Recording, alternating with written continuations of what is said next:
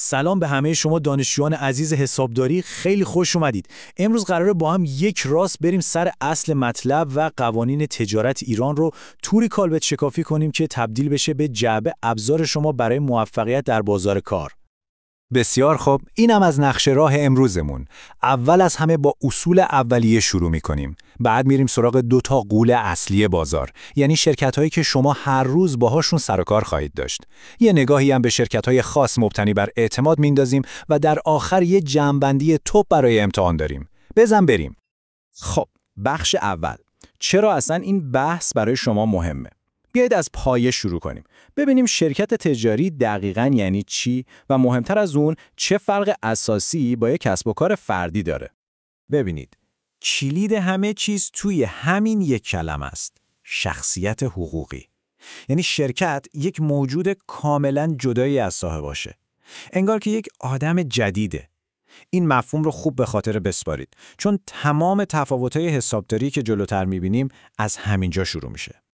و حالا اینجا جاییه که همه چیز برای شما به عنوان یه حسابدار کاملا جدی و ملموس میشه.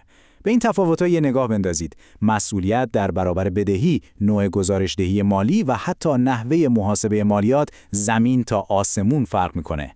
این یعنی شما نمیتونید با یک روش ثابت با همه کار کنید. باید برای هر کدوم یه استراتژی جدا داشته باشید. خیلی خوب، بریم سراغ 2 تا غول اصلی بازار. در عمل شما به عنوان حسابدار بیشتر از 90% مواقع با این 2 نوع شرکت سر و کار دارید: شرکت سهامی و شرکت با مسئولیت محدود. اینا تقریباً کل اقتصاد ایران رو دستشون گرفتن. کلمه‌ای که دیدی اینجا سهامه. به مالکیت یه شرکت بزرگ فکر کنید که به هزاران قطعه کوچیک تقسیم شده. این قطعه‌ها به راحتی خرید و فروش میشن و مهمترین نکته اینه که ریسک شخصی شما فقط و فقط به اندازه همون سهامیه که دارید. همین انعطاف پذیریه که شرکت سهامی رو به یه ماشین قدرتمند برای جذب سرمایه‌های بزرگ تبدیل کرده. این یه نکته طلایی برای آینده شغلی شماست. هر وقت اسم یه پیمانکار بزرگ، یه شرکت واردات و صادرات خفن یا شرکتی که با دولت قراردادهای کلان می‌بنده رو شنیدید، شک نکنید که با یک شرکت سهامی طرف هستید. چرا؟ چون این ساختار اعتبار و چارچوب لازم برای کارهای بزرگ رو فراهم می‌کنه. و این هم ثبت حسابداری کلاسیک برای تأسیس یک شرکت. ببینید چقدر منطقش ساده است. پول وارد شرکت شده، پس حساب بانک ما بدهکار میشه. در مقابل این پول سرمایه شرکت رو تشکیل داده، پس حساب سرمایه بستانکار میشه. به همین راحتی. با همین ثبت ساده، اون شخصیت حقوقی که در موردش حرف زدیم رسما صاحب پول و دارایی میشه. حالا بریم سراغ رقیب اصلی شرکت سهامی، یعنی شرکت با مسئولیت محدود. این ساختار انتخاب اول برای کسب و کارهای کوچکتر و شراکت‌های دوستانه و خانوادگیه. اینو بهتون قول میدم، این ساختار قرار نون و آب شما توی بازار کار باشه. اکثر مشتریان شما که کسب و کار کوچیک دارن دقیقاً همین مدل رو از شما میخوان. چرا؟ چون مثل یه سپر از دارایی‌های شخصیشون محافظت میکنه بدون اینکه اونها رو درگیر پیچیدگی‌ها و تشریفات شرکت‌های سهامی کنه.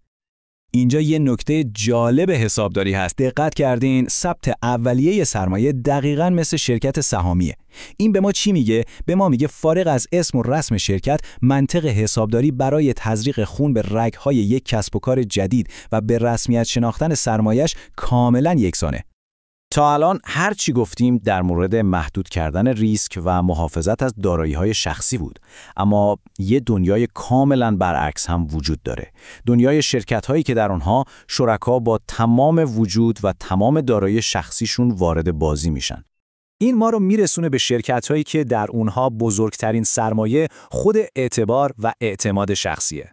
مثل شرکت تضامنی که اسمش خودش همه چیز رو لو میده. نکته حیاتی دقیقاً همینجاست: مسئولیت نامحدود. این یه باگ نیست، یه ویژگیه. این ساختار عمدن اینطوری طراحی شده تا حد اکثر اعتماد عمومی رو جلب کنه. وقتی شما با یه صرافی و طلافروشی کار میکنید که تضامنیه، خیالتون راحته که صاحبش با تمام خونه و زندگیش پای اون کسب و کار ایستاده. خیلی خوب، ما گولهای بازار و شرکت‌های مبتنی بر اعتماد رو کامل بررسی کردیم. حالا بیایید سریع پازل رو کامل کنیم و یه نگاه به بقیه ساختارهایی که توی قانون تجارت اومده هم بندازیم. ببینید، شما این شرکت‌ها رو خیلی به ندرت توی بازار کار واقعی خواهید دید. اما یه حسابدار حرفه‌ای باید کل نقشه رو بلد باشه، نه فقط جاده‌های اصلی رو. دونستن این موارد درک شما رو از دنیای حقوق تجارت خیلی عمیق‌تر میکنه. و حالا میرسیم به مهمترین بخش، مخصوصاً برای امتحان شما. بیایید همه این اطلاعات رو توی یه برگه تقلب حرفه‌ای و قدرتمند خلاصه کنیم که تمام نکات کلیدی رو یکجا بهتون میده. این اسلاید کل بحث امروزمون رو توی یک نگاه خلاصه میکنه.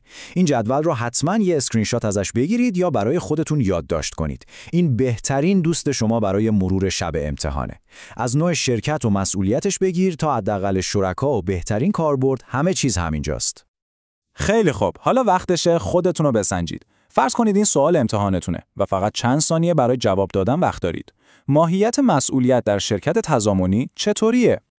و جواب دقیقاً همینه. مسئولیت نامحدود و تضامنی. به خاطر سپردن همین مفهوم کلیدیه که این نوع شرکت رو انقدر خاص، قدرتمند و البته پر ریسک میکنه. این ابزارها رو خوب یاد بگیرید چون توی دنیای واقعی حسابداری هر روز ازشون استفاده خواهید کرد. موفق باشید.